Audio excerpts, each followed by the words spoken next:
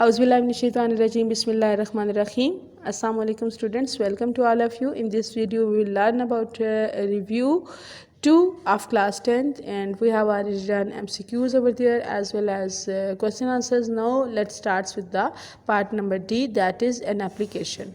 تو اسٹارٹ آپ نے ایسے کرنا ہے بچوں کہ دا پرنسپل کوما لگا دیا, ایف ٹی گرامر اسکول لکھا ہوا ہے, آپ اس کی جگہ پہ اے بی سی اسکول لکھیں گے, لال کرتی یہاں لکھا ہوا ہے, آپ سٹی اے بی سی کر دیجیے گا یا ایکس وائی سی کر دیجیے گا.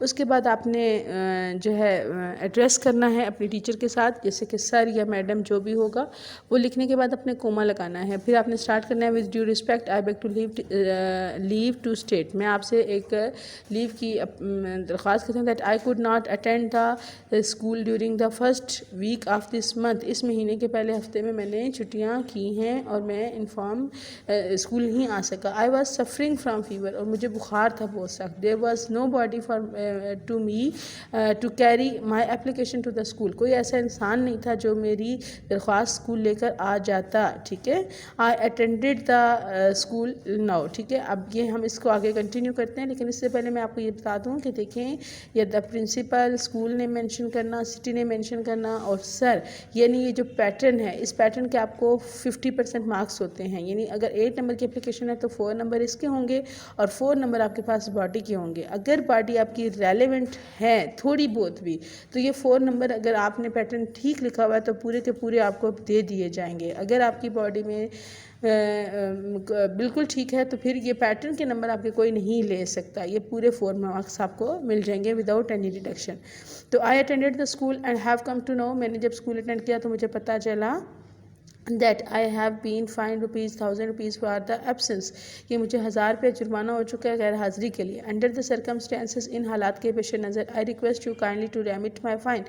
میں آپ سے درخواست کرتی ہوں کہ میرا یہ فائن جو ہے وہ معاف کر دیں. I attach my medical certificate for this period. اور میں نے اپنا میڈیکل سرٹیفکیٹ جو ہے وہ اس پیریڈ کے لیے آپ کے ساتھ لگا دیا ہے, یعنی جو جن دنوں میں چھٹیوں پہ تھا. I shall be very grateful to you for this act of kindness. اور میں آپ کے لیے بہت شکر گزار ہوں گا.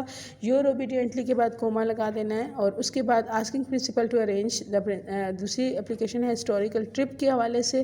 ٹھیک ہے, تو ہم سٹارٹ کرتے ہیں, پیٹرن اس کا سیم رہے گا. ہم یہاں سے سٹارٹ کرتے ہیں. We beg state that our school will close for the summer vacation next week. میں آپ سے درخواست کرتی ہوں کہ ہماری جو اسکول ہیں وہ اگلے ہفتے گرمیوں کی چھٹیوں پر ہوں گے. We have planned to go on an educational trip. ہم نے پلان بنایا کہ ہم کسی تعلیمی دورے پر جائیں. We want to see the شاہ جہاں ٹوم لاہور. ہم شاہ جہاں کا مزار جو ہے وہ دیکھنا چاہتے ہیں لاہور میں. We also want to see the Minar Pakistan of Lahore. ہم مینار پاکستان بھی دیکھنا چاہتے ہیں. This trip will be very useful to us. یہ ہمارے لیے بہت مفید ہوگا. It will give us first hand knowledge of the history. اور یہ ہمیں تاریخ کا prior knowledge they God. The trip will cost ₹2,000 per head. اور ایک بندے کو 2000 روپیہ جو ہے وہ ادا کرنی پڑے گی قیمت.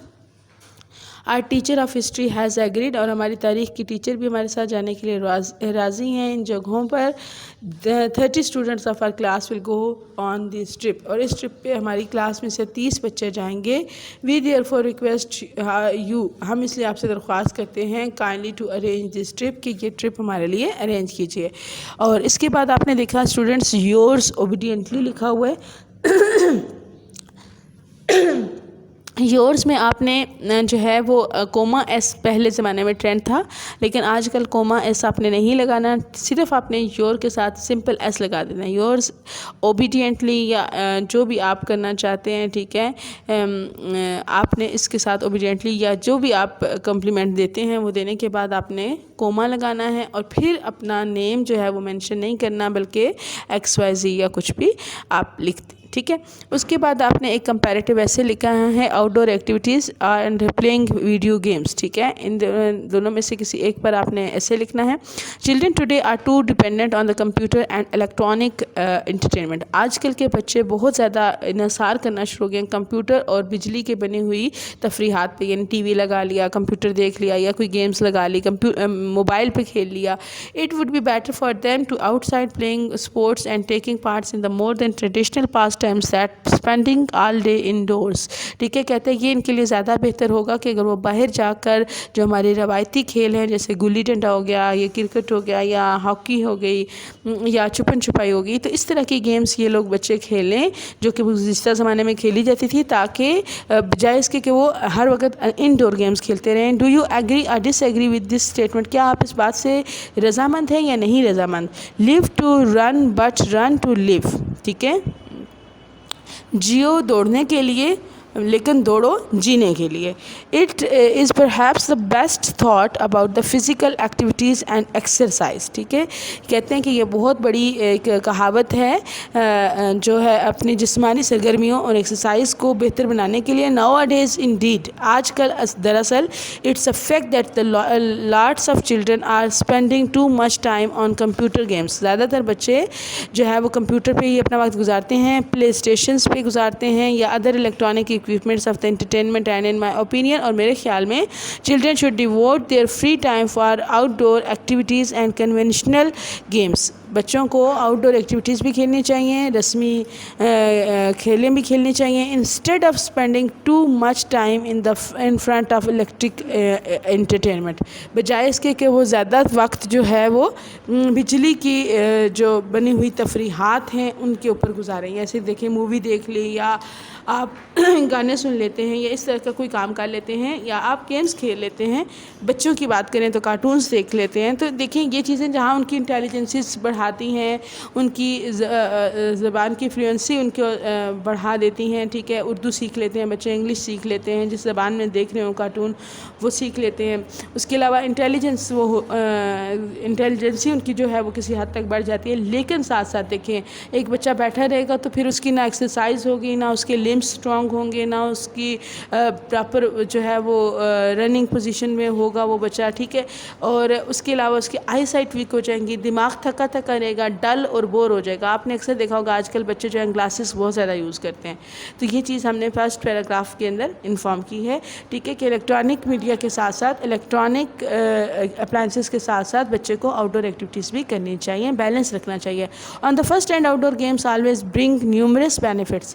پہلی چیز تو یہ ہے کہ آؤٹ ڈور گیمز بہت زیادہ فائدے لاتی ہیں فار دا چلڈرنس ہیلتھ، بچوں کی صحت کے متعلق. In fact it trains them in term of agility and physical endurance.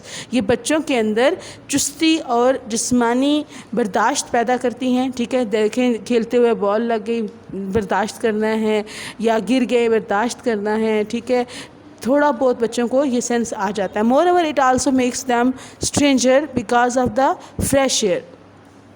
ٹھیک ہے، یہ آپ کو اسٹرانگر بناتی ہیں فریش ایئر کی وجہ سے. Physical activities and the exposure to the sunlight which is beyond any further doubt.